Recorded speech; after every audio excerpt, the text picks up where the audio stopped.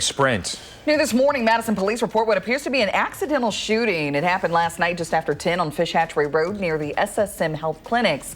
At this time, we do not know the status of the victim. Police say it's an isolated incident. Wisconsin Dells police say the recovery of a missing Chicago boater will continue following some productive search efforts.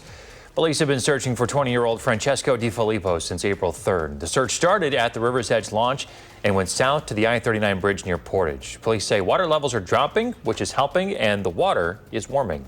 The Dane County Medical Examiner identified a 54-year-old woman, Heather Schoonover, as the victim of the Blue Mounds death. Police found her in her home Monday morning with life-threatening injuries. Her 31-year-old daughter, Sierra Schoonover, is considered the person of interest. She drove away from the scene and crashed. She is now in the hospital being treated for injuries. The man accused of abducting a pregnant Beaver Dam teenager is back in Wisconsin. Gary Day faces charges of child abduction and child enticement. Investigators say Day took Sophia Franklin from her Beaver Dam home in February. He is the father of her unborn child. April 3rd, the two were spotted at a truck stop in Nebraska where police arrested Day. To expedite Day's return, the attorney's office in Nebraska dismissed the local misdemeanor charges. Being the victim of disaster like flooding or a wildfire can have a long-term effect on cognitive function. A study by UC San Diego looked at survivors of so-called climate trauma. The study found victims had prolonged symptoms of post-traumatic stress disorder, anxiety, and depression. The victims also experienced greater difficulty making decisions. Well, a sharp movement on Wall Street overnight.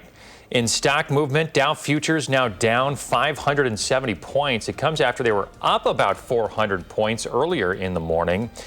S&P futures up 21 points. NASDAQ futures up 126 points this morning. This all comes after a rough day on Wall Street yesterday after an announcement from Fed Chair Jerome Powell.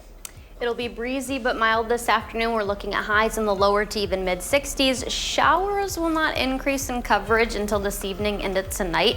First round of potentially stronger storms tonight into early Friday. That second round tomorrow afternoon. Really hitting on Friday afternoon time frame. Okay. I think that's when our growing concern is going to be, and mainly southeast of Madison. All right, so just make the best of this holiday weekend. Yeah, at least it'll be mild today and tomorrow, but we'll see some storms. All right, Savannah, thank you. Make sure you have that First Warn app. We're back in 30 minutes.